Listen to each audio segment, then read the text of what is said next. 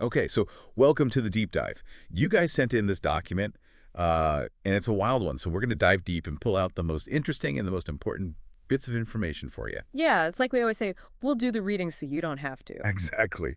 And today, we're looking at this document called the Montauk Project. Right, and this document you sent us, it pretty much comes from this 1992 book, same name actually, the Montauk Project, written by these two guys, Preston B. Nichols and Peter Moon. It tells this big story about all this crazy stuff, secret government experiments, mind control. It even gets into time travel and space travel. Right. Really out there stuff. Yeah. But before we get too far, let's just, we got to say right up front that the document you sent us, and the author's very clear about this, it's a lot of this is considered pseudoscientific gibberish. Right, not exactly a peer-reviewed scientific journal. Definitely not. Yeah. And it's like he says, not meant to be considered a presentation of what really happened. Yeah, important to remember that as we go through this. Totally. So we're not saying any of this is true or real or anything like that. What we're going to do in this deep dive is unpack the content of the Montauk Project, what's the history, what are the claims, and really just look at what makes it such a bizarre and fascinating story. So where does this all begin? Well, the whole thing kicks off with something I bet you've heard of, the Philadelphia experiment. It's one of those stories that's right up there with, like, Tales of Atlantis or Roswell and UFOs. Lots of rumors and speculation, not a lot of facts, just kind of perfect for all those conspiracy theories out there. Yeah, the Philadelphia experiment. It sounds like a conspiracy theory right from the start, doesn't it? Yeah. Some secret experiment, the government denies it. So what do we actually know about it? Well, the gist of it, and even this part gets fuzzy, is that supposedly the U.S. Navy did this test on a ship, the USS Eldridge Destroyer Escort 173, and they were at the Philadelphia Navy Yard. Now, when this happened, well, it depends on who you ask. Could have been August 12th, 1943. Some say October 28th that same year. And what they were even trying to do is up for debate, too. Magnetic invisibility. Make it so radar couldn't see them. Maybe even optical invisibility, so you couldn't see it with your own eyes. Or maybe it was just plain old degaussing, trying to protect the ship from those magnetic mines. All right, so a lot of unknowns just to start. Yep. What's the official word on this? What does the Navy say happened? Officially, nothing. They deny the whole thing, say there was no experiment and that the USS Eldridge wasn't even in Philadelphia when this was supposed to have gone down.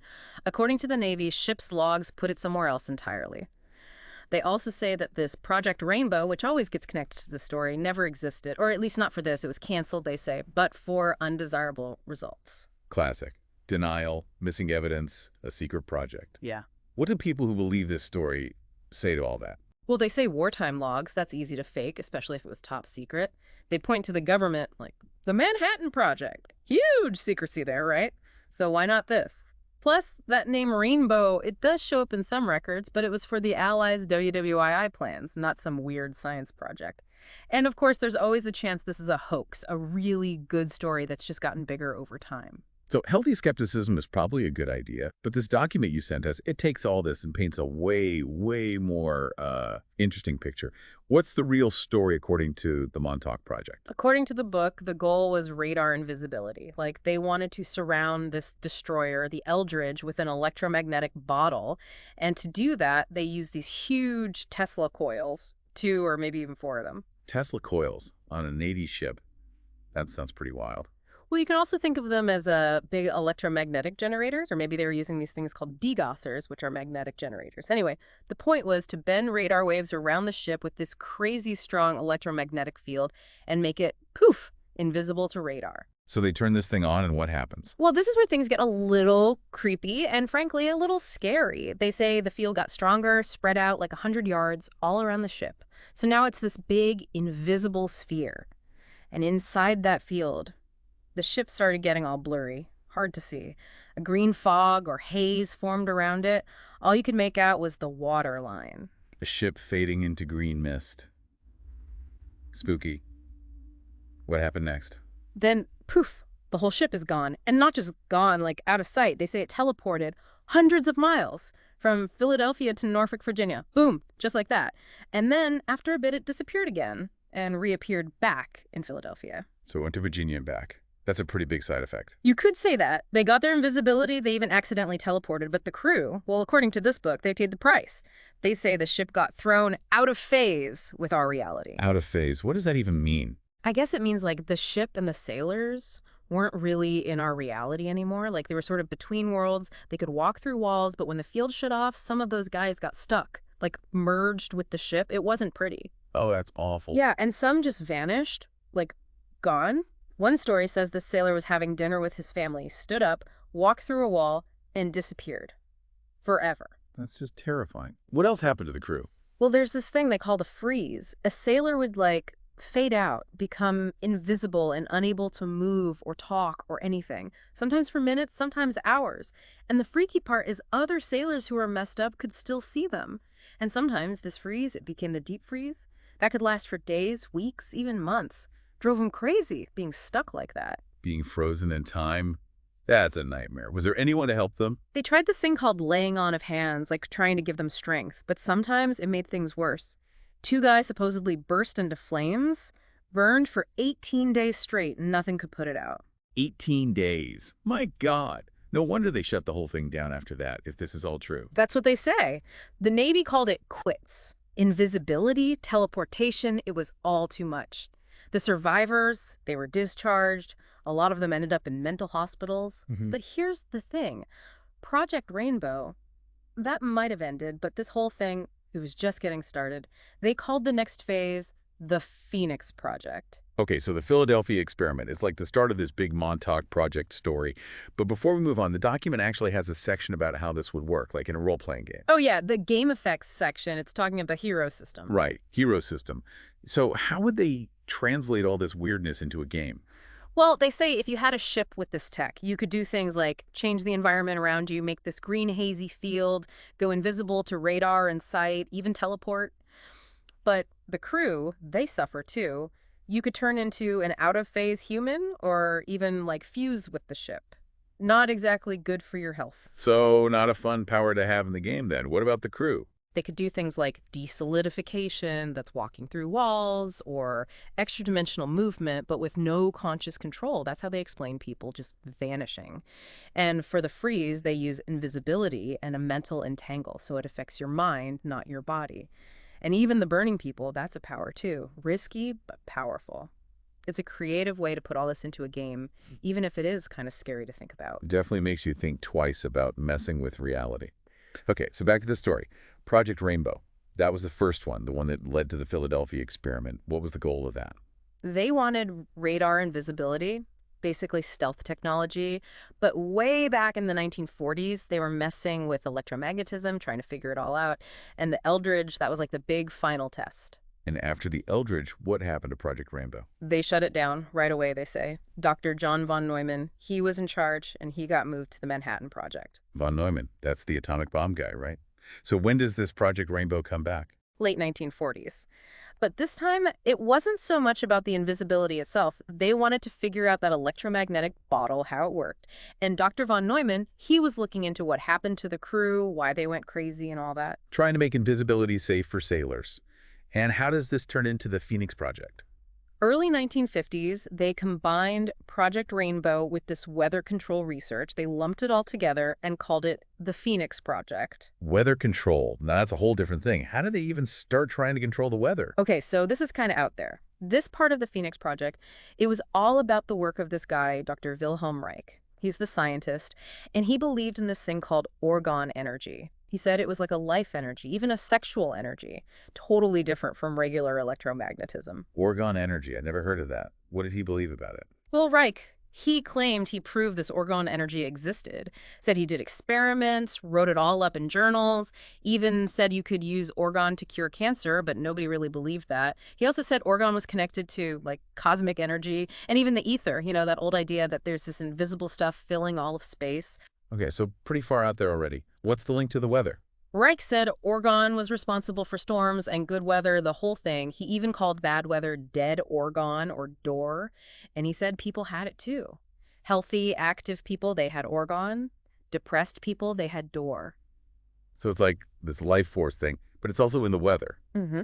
Okay. So how do you control something like that? Reich built this thing called a storm buster. He said it could break up door and stop storms. Supposedly, he'd put it on a weather balloon and aim it at thunderstorms. And the government liked that idea, I guess. Well, they took the idea and ran with it.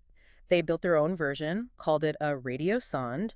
It had sensors, a transmitter, could send out all these different frequencies.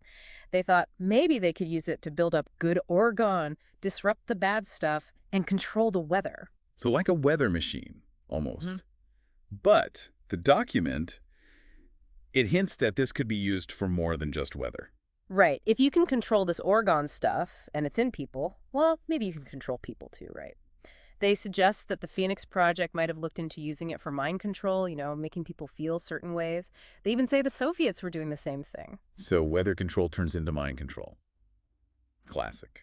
And the game effects for this part, it gets even weirder. Yeah, they compare orgone to, like, comic book energy, and that's like Chinese life force, and even the force from Star Wars. So it's like this all-powerful energy that can do anything, basically. Yeah, and in the game, you could use it to change the weather, mess with people's moods, even control minds. Pretty crazy stuff. Definitely. So from making ships disappear to controlling the weather and minds, what happens next with this Phoenix Project?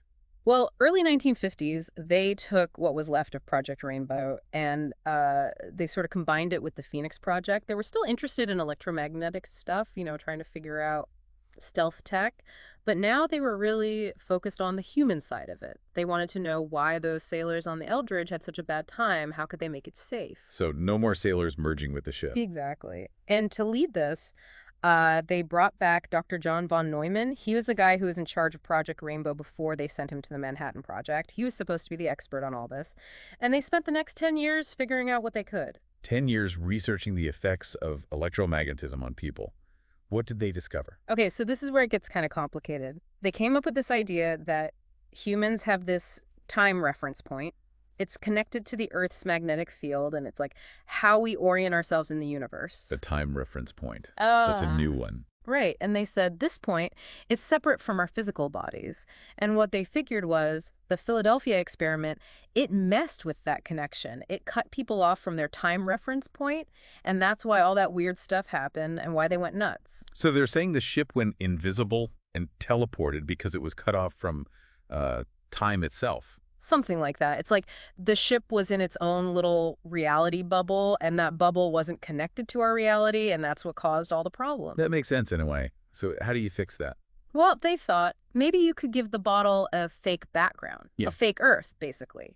A computer could create these fake time reference points inside the field so people's minds and bodies would stay connected. They wouldn't get lost in time or between dimensions or whatever happened to the Eldridge crew. So a simulated reality to keep people from going crazy. Pretty much. And they said they actually figured this out like around 1967. They even wrote a report to Congress telling them all about it, about how they could control minds with electromagnetism. I bet Congress loved that. Well, in 1969, Congress said, nope, no more money for this. They shut the Phoenix Project down officially. They were worried about, mind control and all that. Makes sense. Yeah. But that's not the end of the story, is it? Now we're getting to Phoenix II, also known as the Montauk Project. How are they connected? Well, Congress said the project was over, but the scientists, they weren't ready to stop. They knew they had some powerful stuff, and they figured the military would be pretty interested, especially if they could use it to win wars without, actually fighting. Sounds kind of sinister. Yeah, maybe a little. So they went to the military with their ideas. And the military was on board. Seems like it. They made a deal, but it had to be hush-hush off the books. The military gave them a place, equipment, people. They could keep working. And what did they need to keep working on this? Okay, so one of the main things they needed was this old radar system called SAGE. That stands for Semi-Automatic Ground Environment. They figured out that certain frequencies, like 425 to 450 millihertz, were really good for messing with minds. And guess what? SAGE radar worked on those frequencies. Wow, what a coincidence. Right. Plus, SAGE was getting old. The military wasn't using it as much anymore, so they could probably get their hands on one without too much trouble. And they could easily turn it into this big, powerful radio sonde thing. So they needed an old radar system, a place to work, and people. Where did they set up shop? Montauk Air Force Base. Perfect spot. Out on Long Island, kind of isolated. And it was decommissioned, officially closed, which meant less attention. And best of all, it already had a SAGE radar. Montauk. It's practically synonymous with government conspiracies now. Well, they say that's where the name Montauk Project comes from. So they reopened the base in late 1971. Officially, it's still closed, but they're working there, calling themselves Phoenix the Second, but everyone calls it the Montauk Project. And how are they paying for all this if Congress cut them off? Ah, that's where it gets really interesting. Remember all that Nazi gold? The billions that disappeared at the end of World War II? Right, the train that blew up? Yeah, that one. Patton himself couldn't figure out where it went. Well, the book says that's where they got the money, at least at first. Nazi gold funding mind control experiments. That's a new one. Yeah, pretty wild. But they say that money ran out eventually. Then they got help from the Krupp family. The Krupps. Yeah, the ones who owned all those German weapons factories during the wars. They had tons of money, and they also own ITT, a big communications company that comes into play later. So, secret Nazi money and a powerful family. Hmm. Mysterious funding for a mysterious project. Makes sense. So they have their base, their equipment, their money. What do they do next? So they get to Montauk and they start working. You got the scientists from Phoenix, some military guys, government workers, civilians. And right away, some of the Air Force guys who used to work the SAGE radar back in the 60s, they noticed something weird. The whole mood of the base, it seemed to change when they turned the radar on.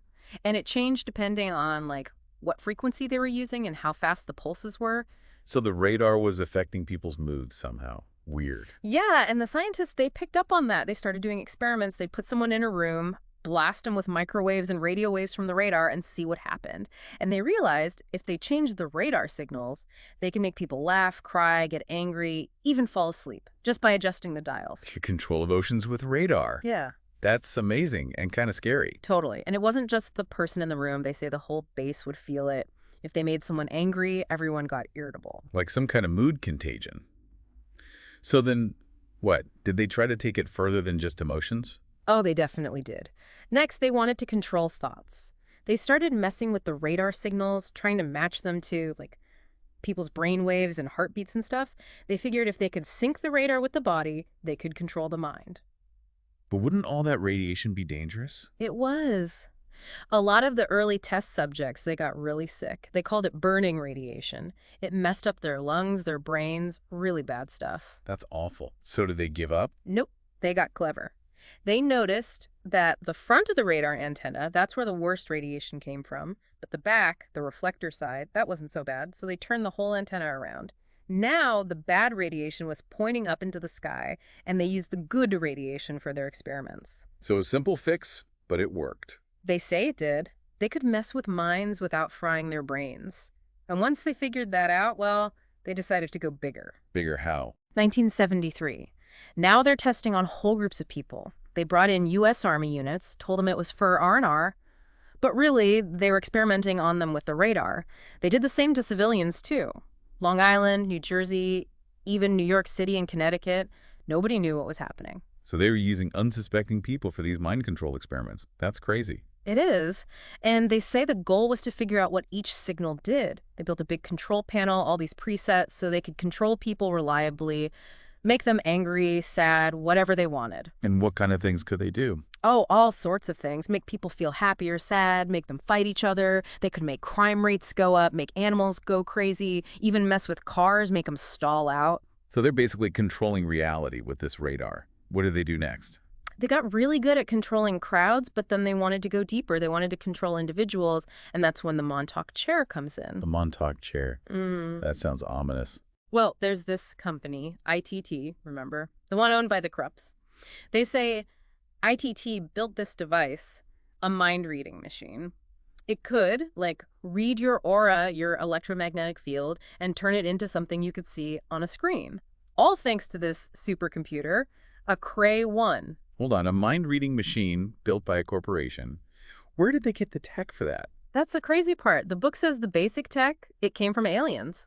The Sarians from the Star series. Aliens gave them the blueprints for a mind reader. Wow. Yeah, and the book doesn't even say why they did it, what they wanted, just that they gave us the tech. Anyway, the Montauk guys, they heard about this mind reader and they figured, well, if you can read minds, maybe you can control them too, right? Yes, that's the next logical step. So they got together with ITT and they built the Montauk chair. They hooked it up to computers, coils, the SAGE radar, the whole works. They wanted to use it to make their other experiments safer, like with invisibility, and they were already thinking about time travel by this point. So the chair is like the central hub for all this weird science. What did they do with it at first? They wanted to see if they could send thoughts from one place to another, like telepathy, but with technology. So they put Duncan Cameron in the chair. He was their main psychic. Duncan again? Yep. They tried to send his thoughts to another chair at ITT's place in Southampton, Long Island. Psychic phone calls. Did it work? It took them a year to figure it out, but yeah, eventually they could do it. They could send thoughts across Long Island. But then they ran into another problem: time glitches. Time glitches. What does that mean? The thoughts they were sending, they'd like disappear for a bit, then come back at the wrong time, sometimes before they were sent, sometimes after. They said it was because psychics, like Duncan, when they really concentrate, they kind of shift reality a bit, like their thoughts create different timelines, and that was messing with the signal. So the chair was causing time paradoxes. Yeah, something like that. So they had to rebuild it, make it better. They used the Syrian tech as a guide this time. They put in all these delta T coils for time control, and they shielded it better so outside stuff couldn't interfere. The new chair, it was ready in early 1976. And things got even weirder after that, right? Oh, way weirder. Now they wanted to create objects, make things appear out of thin air. Really? How? They used Duncan in the chair, but now they cranked the power way up. They had him visualize something really clearly, concentrate on it. They figured if he focused hard enough, it would just appear. And did it? Could he really create things with his mind? At first, it was hit or miss. Sometimes things would appear, but they'd be see-through or they'd fade away. But they kept trying, and eventually he could do it. They say he could create anything, any size, as long as he could imagine it clearly. There's even stories about him making whole buildings appear on the base. That's incredible. Yeah, but then they took it even further. They started messing with people directly. They called it the seeing eye. They'd give Duncan something that belonged to a person, like a piece of hair or a shirt. He'd hold it, concentrate, and he could see and hear what that person was doing, no matter where they were. So like remote viewing, but with a psychic link. And what could he do with that? At first it was just spying, but then they learned to make him influence people. He could put thoughts in their heads, make them do things, like a puppeteer.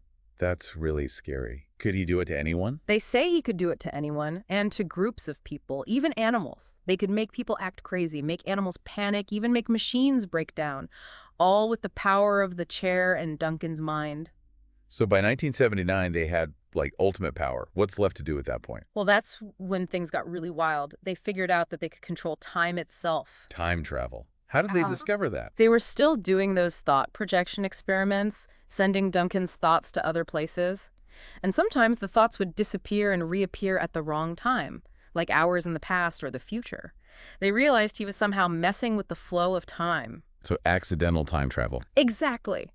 But their equipment wasn't strong enough to do it on purpose. So they got a new antenna, the Orion Delta T antenna. Delta T, like Delta time. And where'd they get this antenna? They say it came from aliens, from Orion. They don't say which star system, though. Aliens again. Of course. It was this huge antenna. They had to build a whole underground chamber for it. It was something like 150 feet tall and buried 300 feet deep. And right above it, they put the Montauk chair. They figured if they put Duncan in the chair, right in the sweet spot of the antenna's energy, he could control time. So they turned him into a human time machine. Pretty much. Once they got the antenna working, Duncan could open these portals. They described them like big whirlpools with a tunnel leading to a bright light, and he could aim them at any time, past or future. You could even see through the portal, see a smaller portal at the other end. And they actually set people through these portals. They did. At first, it was really dangerous. The portals were unstable, people got lost, couldn't come back. But they kept working on it, and eventually, Duncan learned how to control it. By 1981, they had pretty stable time portals. Stable, but still dangerous, I bet. Oh, yeah. Especially if the power went out, the portals could collapse, and whoever was inside, well, they were stuck. Stuck in time. That's terrifying. Yeah. So they spent a lot of time making sure they could control where and when the portals went, not just open them. And once they had that figured out, the whole project changed. Oh. They got rid of most of the staff, the military pulled out, and a new crew came in, all very secretive. They called themselves Phoenix the Third, and all they cared about was time travel. Just time travel. What were they doing with it? Well, they needed to test the portals, Yeah. right? Make sure it was safe. But they weren't sending scientists or soldiers through. They were kidnapping homeless people off the streets. Seriously. Yeah. They'd keep them for a week, prep them, then send them through the portal for another week. They figured nobody would miss them if they disappeared. That's terrible. It gets worse. They were also sending kids through. Boys, mostly. 10 to 16 years old. Tall, blonde, blue-eyed, like the Aryan ideal. Why kids? They don't say. The book just says the first mission was to the year 6037. They were supposed to check out this ruined city and a statue of a horse. After that, they sent them on other missions, but nobody knows what. There's some talk about a connection to neo-Nazis, but it's not clear. Nazis and time travel. This is getting really dark. It is. And they didn't just send a few people. They say they sent thousands through, maybe as many as 10,000, 200 or 300 years into the future. Nobody knows why. They also spent a lot of time looking at World War I and II, just watching, no interfering. Okay, so they've got time travel down. What next? Well, once they could travel through time, they wanted to travel through space too, specifically to Mars. Mars. Yeah, they wanted to get to the Martian pyramids, the ones near the face on Mars in this region called Cydonia. Cydonia. I've heard of that. It's supposed to be like proof of an ancient Martian civilization, right? That's the theory. Pyramids, the face, temples, a waterfront, a whole city, all abandoned. The Montauk guys, they wanted to check it out. So they were going to use a time portal to get to Mars. How does that even work? Well, they don't go into a lot of detail, but it sounds like they had Duncan create a portal and then move it around inside the pyramids until they found a way in. Then they could send teams through right from Montauk Point to Mars. So teleporting to another planet. They say Duncan went to Mars at least once. He said there was some kind of solar system defense system there, and they had to disable it. There's even a bit in the book where they say some of the stuff in the movie Total Recall about the Martian pyramids and the memory chair that came from the Montauk Project. Total Recall was based on real events. Oh. It's just a theory, but it's in the book. Anyway, they did find evidence of Martians, but to see it, they had to go way back in time, like 125,000 years. But they don't really say what they found. So time travel, space travel, mind control. How does it all end? August 12th, 1983. They opened a portal that connected them to the USS Eldridge during the Philadelphia experiment. 40 years in the past. Back to where it all began. Full circle. And that's when some of the people working on the project, they decided it had gone too far. They wanted to shut it down. After all that. They were worried about what they were doing to time, to reality. They were afraid of the consequences. So they came up with a plan. What kind of plan? They had a code word. They whispered it to Duncan while he was in the chair, and it unleashed something from his mind. A monster. They called it the beast from the id. This thing, it was big, hairy, went on a rampage, destroying everything. And at the same time, someone cut the main power cables, shut the whole thing down. A monster destroyed the project. That's what they say. Once they